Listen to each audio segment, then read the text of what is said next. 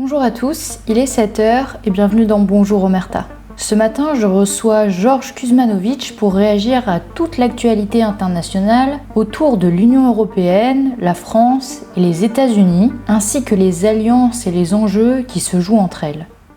L'honneur, le bon sens, l'intérêt supérieur de la patrie commandent à tous les Français libres de continuer le combat là où ils seront et comme ils pourront. Moi, général de Gaulle, j'entreprends ici, en Angleterre, cette tâche nationale. Monsieur Kuzmanovic, bonjour, merci d'être avec nous aujourd'hui. Bonjour, merci pour l'invitation. On se retrouve en ce début d'année 2026 pour faire un point sur la géopolitique internationale, mais surtout pour réagir au discours de Donald Trump à Davos et à l'instabilité de l'Union européenne face à tout ça.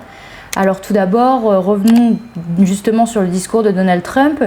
Selon vous, est-ce qu'il marque une rupture franche avec le multilatéralisme européen ou au contraire, est-ce que c'est une mise à nu d'un rapport de force que l'Union européenne refuse de regarder en face ? Je crois que c'est la deuxième des options que vous proposez, puisqu'elle a été clairement dite par le Premier ministre canadien à Davos, dans ce discours qui a été un choc pour certains, mais bon, qui n'a été que la révélation de ce que certains d'entre nous disons depuis longtemps. Eh bien, c'est que le rules-based world order, le monde régi par les règles, en fait, était une fiction, que ce livre n'existe pas et qu'il était plutôt des règles décidées par les Occidentaux et spécifiquement par les États-Unis pour garantir leur domination et leur hégémonie sur le monde. Mais que voilà, maintenant, ce qu'il y a de terrible, eh bien, c'est que l'Occident se mange lui-même et que les Européens subissent et les Canadiens subissent eh bien, ce qu'ils ont fait subir à d'autres en étant sous l'aile des États-Unis. Donc, euh, de multilatéralisme, il n'y en avait pas en fait. Les Européens étaient plutôt engagés sous l'OTAN à une sorte d'obéissance bénéfique aux États-Unis. C'est plutôt Donald Trump qui est déjà depuis 2017 considère que le monde est maintenant multipolaire. Il avait déjà dit en 2017 et il agit en ce sens, voyant qu'il a très peu de capacité à contraindre la Chine, que les BRICS se constituent pas en bloc, mais en tout cas en force de coopération capable de résister, comme ils l'ont prouvé par 3 fois durant cette année face à Donald Trump. La Russie non seulement a résisté à toutes les sanctions occidentales, mais en plus est en train de gagner la guerre sur le terrain militaire. Bon, il en a pris son parti, monde multipolaire, mais il renforce les positions américaines au détriment des Européens. Et quand Donald Trump parle de puissance, d'intérêts nationaux et de rapports de force directs, est-ce que l'Europe vous paraît idéologiquement désarmée ou dépassée? Est-ce que la France, selon vous, a abandonné ce langage de puissance? Oh oui, elle a abandonné malheureusement ce langage de puissance depuis très longtemps. On peut considérer que la messe était dite en 2009, quand Nicolas Sarkozy a rejoint le commandement intégré de l'OTAN. Ça a été fini de la France en tant que puissance capable de peser. Ce qui est d'autant plus étrange que Nicolas Sarkozy avait eu un rôle important, enfin la France avait eu un rôle important par sa voix dans le premier conflit d'extension de l'OTAN avec la Russie, qui a été la guerre de Géorgie, d'août 2008, où la France a joué un rôle important pour réussir à désamorcer le conflit et qu'il ne pourrisse pas dans une guerre longue et catastrophique, comme ça a été le cas plus tard en Ukraine. D'ailleurs, c'est intéressant, avant que Donald Trump ne parle à Davos, c'est son ministre du Commerce, il me semble que c'est Ludwig, bon, enfin le ministre du Commerce des États-Unis, qui s'est exprimé la veille et qui a dit, mais les nations doivent protéger leurs industries stratégiques, doivent être en contrôle de leur industrie. Bon, encore une fois, quelque chose qui est du b.a.-ba pour nous, mais qui est une surprise immense pour les Européens, en tout cas pour un Macron, donc on essaie de faire passer pour un résistant, mais qui, rappelons-le, a bradé, alors qu'il était ministre de l'économie de François Hollande, a bradé Alstom à General Electric, sûrement notre entreprise la plus stratégique, que depuis sa présidence, 1600 entreprises ont été vendues, parmi lesquelles Technip, Alcatel, et bien d'autres, des stratégiques et certaines moins stratégiques.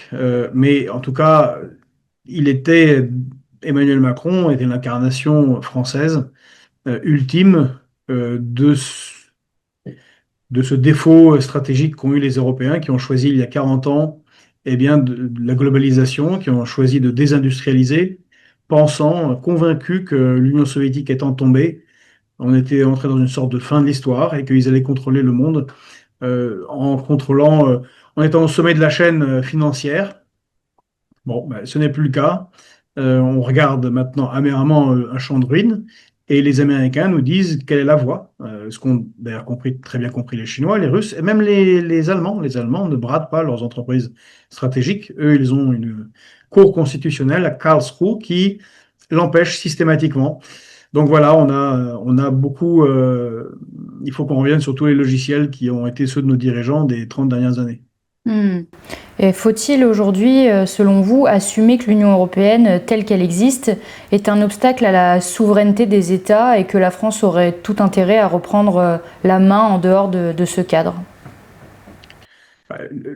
Oui, effectivement, cette Union européenne-là est construite dans une logique lente, à petits pas de fédéralisation. D'ailleurs, on le voit bien, c'est bien ce qui est recherché par la Commission européenne de von der Leyen, encore plus que par les précédentes. D'ailleurs, von der Leyen à Davos a parlé d'un morceau de fédéralisation, c'est-à-dire de lois européennes qui s'appliqueraient aux très grandes entreprises qui ne dépendraient plus des lois nationales. Donc on voit que malgré les crises, ils profitent de cela. Donc l'Union européenne, cette Union européenne, en particulier depuis Maastricht, n'est que cela. C'est retirer la souveraineté monétaire avec l'euro, puis ça a été retirer la souveraineté budgétaire avec le TSCG, c'est complètement retirer la souveraineté en termes d'accords commerciaux, puisque c'est une compétence exclusive de la Commission européenne qu'on a pu voir avec le Mercosur, entre autres. Et maintenant, tentative de retirer toute souveraineté géopolitique à laquelle le président Emmanuel Macron se complaît parfaitement d'ailleurs. Et donc, tant qu'on sera dans cette Union européenne-là, ben, effectivement, rien ne sera possible.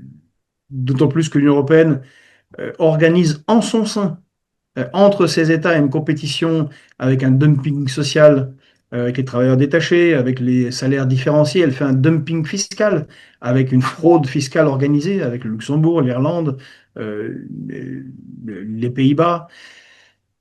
C'est intenable. On ne peut rien faire dans les cadres des traités européens. Toute politique, aussi intéressante soit-elle de gauche ou de droite, est impuissante dans ce cadre-là. Et il me semble que le bon cadre, c'est celui qu'avait défini le président Charles de Gaulle, avec le chancelier allemand Karl Adenauer, en 1962 ou 63, je ne sais plus, j'ai un trou de mémoire, du traité de l'Élysée, qui se proposait de construire une Europe des États-nations souverains, en dernier recours, et qui coopèrent sur des grands dossiers. Ça peut être l'espace, l'université, des sujets de ce genre, comme a été la construction spatiale, et qui ont été des succès. Voilà. Et je pense qu'il faut revenir à cette organisation-là, plutôt que celle où on est actuellement, qui nous plonge dans les abysses. Les récentes déclarations de Donald Trump ne risquent-elles pas également d'accélérer l'éclatement des alliances traditionnelles, si on peut dire, en transformant l'OTAN et les partenaires occidentaux en simple arrangement opportuniste? Donald Trump veut faire passer les intérêts des États-Unis, d'abord. Est-ce que ça ne va pas justement accentuer ça radicalement? Mais en fait, la réalité, c'est que ça a toujours été ça. Sauf que Donald Trump a le mérite ou le malheur, suivant l'endroit où on se trouve, de dire les choses un peu crûment, en fait. Mm. Vous voyez, c'est comme le- l'opération parfaitement illégale de kidnapping du président vénézuélien Maduro. Les journalistes américains du monde entier ont bien essayé de lui faire dire qu'il avait fait ça pour la démocratie, pour la justice, pour la liberté, je- et non, non, il a toujours dit je le fais pour les intérêts américains, pour renforcer notre puissance, pour ennuyer les Chinois, et puis pour avoir le contrôle sur ses réserves de pétrole, quelles qu'elles soient. Bon. Euh, et le problème, c'est que justement, depuis très longtemps, l'Union européenne, de la manière dont elle est construite, on vient d'en parler, est contre les intérêts nationaux, et elle construit une Europe de la défense qui, à chacun des articles euh, où il est question de défense européenne, c'est toujours sous chapeau de l'OTAN. Et l'OTAN c'est-à-dire les États-Unis, ont parfaitement organisé l'interopérabilité, c'est-à-dire la, la, la, la, la-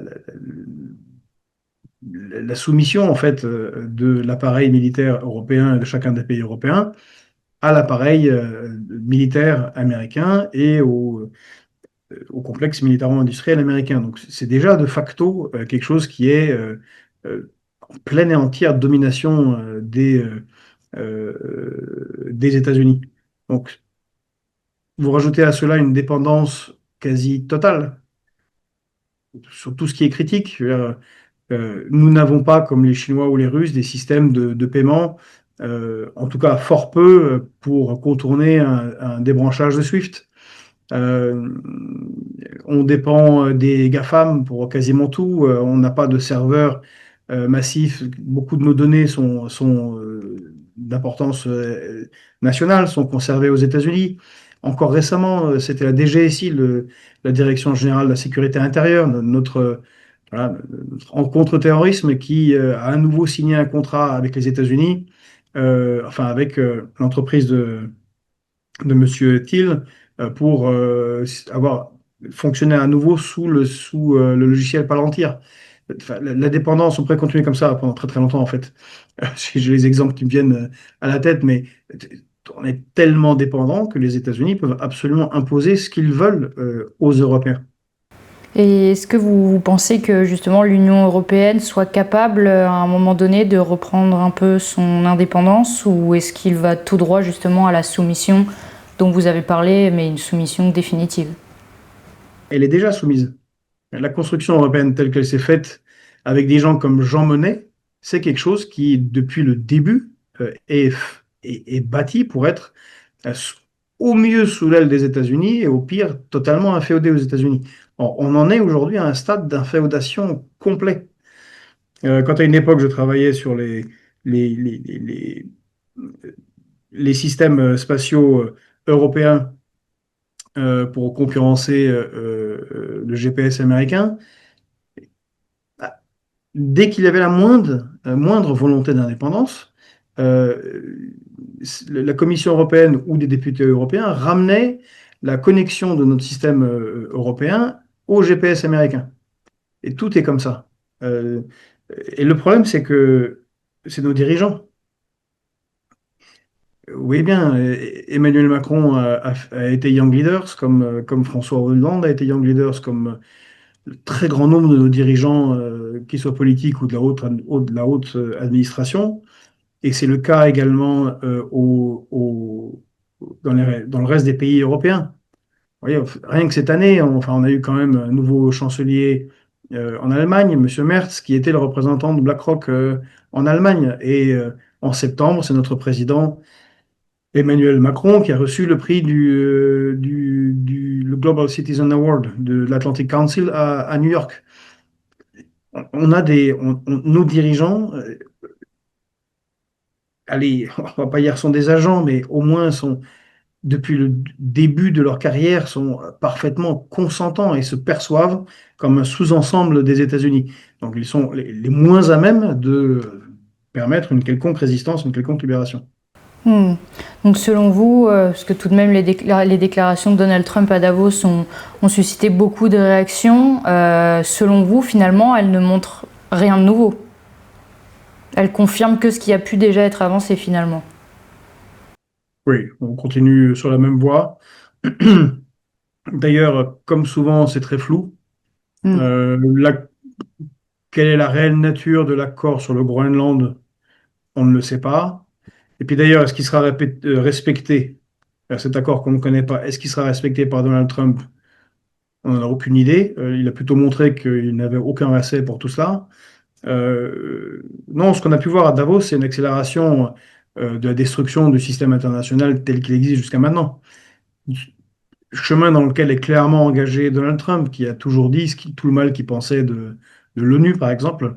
Donc les États-Unis, avant Davos, étaient déjà sortis sous Donald Trump de 66 des 67 organisations internationales, en particulier dépendantes de l'ONU.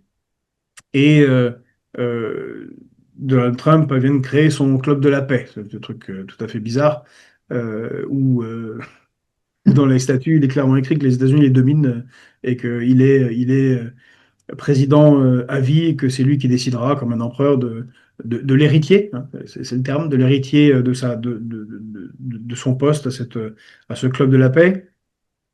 Non, on a rien de nouveau, accélération du projet Donald Trump.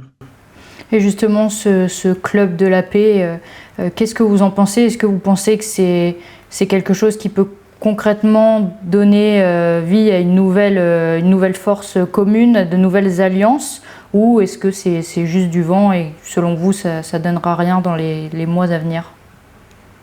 C'est un nouvel outil de vassalisation. Mhm. Euh, et en parallèle, ce que ça va changer, c'est que ce qu'on avait ressenti à Fréquence Populaire quand on est allé au sommet des BRICS, que ce soit à Kazan ou à Rio en 2024 et en 2025, c'est qu'en fait les BRICS s'organisent déjà comme une sorte d'ONU alternative. Et devant le chaos que représente l'Occident avec les sanctions qu'il ne cesse de mettre en place, les nombreuses guerres qu'ils ont déclenchées, l'extension de l'OTAN et maintenant le cirque qui est mis dans le système de relations internationales, pour de nombreuses nations du Sud global, il apparaît clairement que voilà, bon, c'est fini. L'état du système onusien est à peu près celui de la Société des Nations dans les années 30. C'était fini. C'est une institution quasiment mort-vivante maintenant. Et Donald Trump lui en donne le coup de grâce. Euh,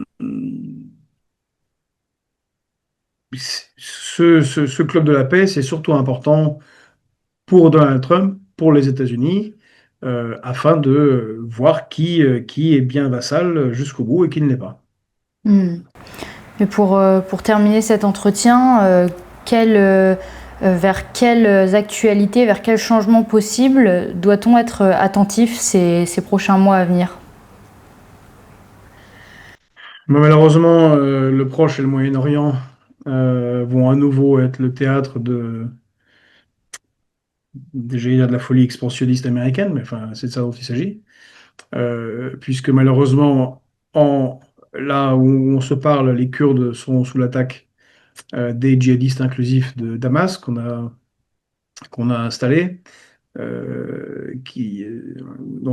le chef Al-Sharar, ancien Al-Joulani, qui se félicitait enfin, disait qu'il lui-même qu'il avait décapité 2 soldats américains et se félicitait des attentats du Bataclan, était reçu à l'Élysée en grande pompe par Emmanuel Macron, pareillement à Washington par Donald Trump. Et avec la Turquie, ils ont lancé une offensive sur les Kurdes, d'une- absolument sauvage, et dont un des effets était de libérer 2 des grandes prisons de djihadistes de Daesh, avec des combattants, entre autres, parlant français, donc on en paiera le prix malheureusement, nous aussi un jour. Et puis c'est la très, très, très possible offensive en Iran, puisque les deux opérations de régime change par décapitation au moment de l'attaque d'Israël en juin, la guerre dite de 12 jours, puis les manifestations récentes n'ont pas abouti. Reste la guerre, c'est souvent comme ça que font les États-Unis. Donc, dans ce sens-là, Donald Trump euh, ne change pas, ne change pas ses pratiques. On verra ce qu'il en est. En tout cas, Netanyahou, depuis 30 ans, son objectif, c'est la guerre à l'Iran. Et quand on parle de guerre à l'Iran, c'est pas comme on lit dans nos médias de masse, juste pour le bonheur des femmes et libérer des mollahs, hein. C'est aussi comme il y avait le plan en Russie, c'est de découper l'Iran en coupant un morceau au nord qui est azéri, le rattacher à l'Azerbaïdjan, en découpant un morceau au sud, le Baloutchistan, pour le rendre indépendant. Bref, affaiblir durablement l'Iran, quel que soit le régime. Mm. Deux flottes américaines sont en train de converger et énormément de moyens à Diego Garcia.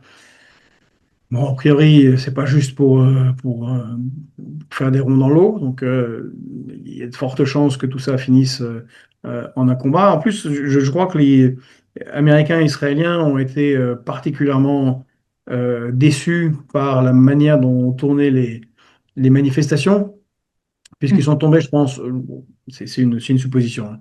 Ils sont tombés dans un piège sino-russe, car ils ont, dans les mois qui ont précédé, distribué, comme vous savez, plus de 40 000 systèmes permettant de capter les 40 000 receveurs du système Starlink d'Elon Musk. Et en Mhm. fait, il a été shut down en 24 heures, dès que ça a été mis enfin, on ne sait pas comment, par les Russes et les Chinois. Donc, peut-être qu'ils ont laissé faire pour rentrer ces appareils, laissant croire que ça allait être possible. Mais dès qu'ils ont été shut down, il n'y avait plus aucun moyen en fait, de coordonner les révoltés authentiques sur le terrain comme les agents infiltrés. Bon, et ça a été une défaite. Donc, il y aura une rétorsion. Donc, je pense que c'est là voilà, que beaucoup va se jouer. Et puis évidemment en Ukraine, euh, où la guerre continue. Là, on est en hiver, bientôt on aura le dégel, donc ça va bloquer les opérations, mais on peut s'attendre à un coup sévère de la Russie au printemps, euh, vu que l'armée ukrainienne est en très mauvaise situation, enfin très, très épuisée, en particulier par le manque de personnel. Voilà, je pense, les deux points qu'on va suivre dans les prochaines semaines, les prochains mois. Eh ben, Monsieur Kuzmanovic, merci beaucoup d'avoir été avec nous aujourd'hui, nous avoir partagé votre expertise et puis on espère vous revoir très prochainement sur la chaîne Omerta. Mais merci à vous. Et au plaisir. Et merci à vous d'avoir regardé cette vidéo. Je vous dis à demain pour une nouvelle thématique avec un nouvel invité. En attendant, je vous souhaite à tous une excellente journée.